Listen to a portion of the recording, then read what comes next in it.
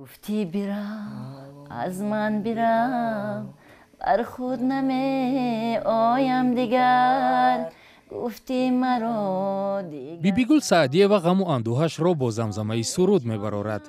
او زمان عضو انسامبل رباب نوازان فیلارمونیا بود. بعد سفر به اوکراین زندگیش تغییر یافت. صدمه اتمی چرنوبیل رخ داد.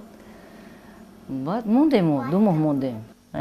بچه‌های من وقتی که حامله بودن در بطن من اینو از من زهرآلود شدگی. چی کسلی که درونی من ده هست پسرای من همه خیلی کسلی اثر میگذارن. قریب که مدتی سال اگر خطا نکنم کم 4 مرتبه بیستری میشه. بیبی گل میگوید بعد تلاش‌های زیاد خود و فرزندانش را معیوب اعتراف کرده با آنها نفقه معیوبی تعیین کردند. حالا دعوا دارد که نفقه معیوبی نبیره و پسرش را مقامات به اساس قطع کردند. همه اینا مد نظر کرده بر هم معیوبی اینه بازداشتن.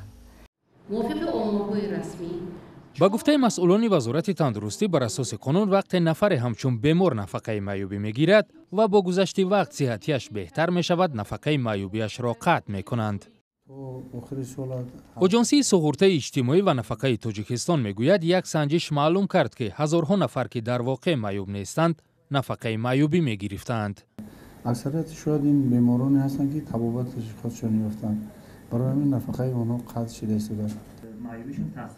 با گفته دولتزاده بعد سنجش 18594 نفر از گرفتن نفقه محروم کرده شدند. فخرالدین گدایف میگوید 180 سومانی نفقه معیوبیش تنها به خریداری نصف داروها برای درمان بدنش میرسد و خلاص.